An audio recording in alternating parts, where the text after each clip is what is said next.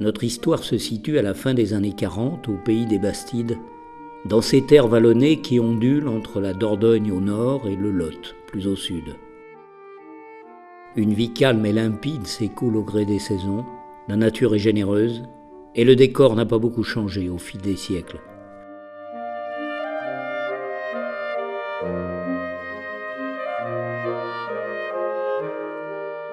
Dans ces exploitations familiales transmises de père en fils, on travaille dur, on s'entraide et on ne se déplace guère au-delà des villages environnants.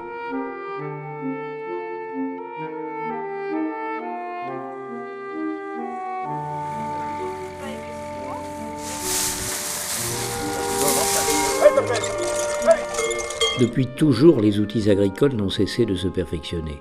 Peut-être un peu plus vite dans cette période d'après-guerre. Mais c'est encore le pas des vaches qui rythme le travail des hommes. Car dans cette région, on a toujours confié les travaux des champs aux vaches et aux bœufs.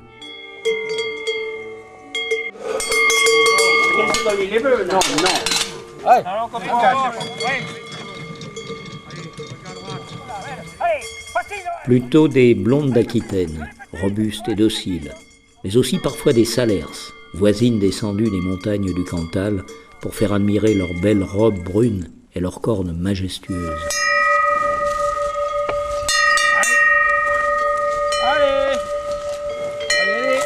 Ces animaux dressés pour le travail sont capables de fournir jusqu'à 8 heures d'efforts intenses chaque jour.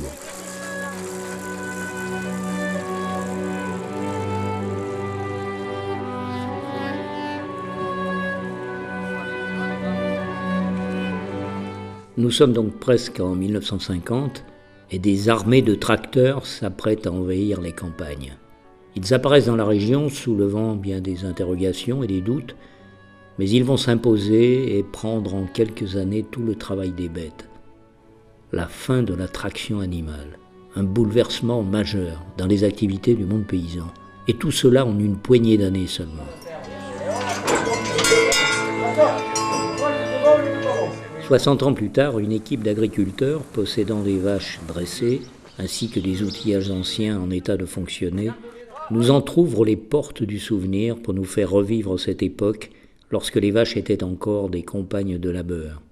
C'est donc le plus naturellement du monde qu'ils ont attelé leurs bêtes aux charrettes, aux charrues, aux faneuses, et qu'ils ont repris le chemin des champs pour remettre en scène ces dures journées où on se regroupait parce qu'il fallait beaucoup de bras, mais des journées qui ressemblent aussi à des fêtes.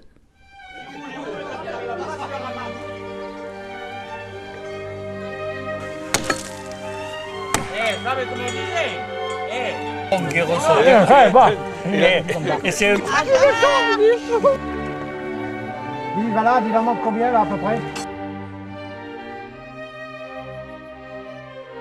C'est du passé, dirons-nous. Pas si lointain que ça, finalement, même si l'on a le sentiment de vivre aujourd'hui dans un autre monde. Ce regard est aussi une interrogation sur ce que le travail de la terre a pu perdre en convivialité et en solidarité.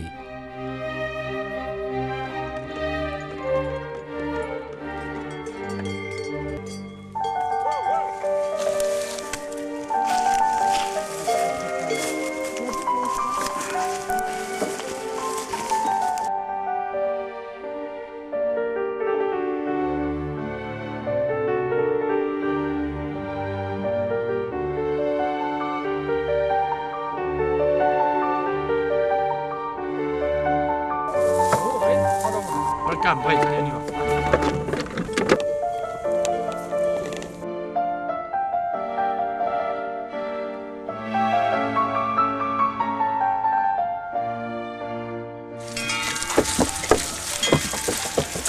Va y vendre le bio? Ouais. Par cet tracteur? Ouais. Mais quand je regarde, comme quoi, c'est passé 25 jours d'hier. Pas vrai.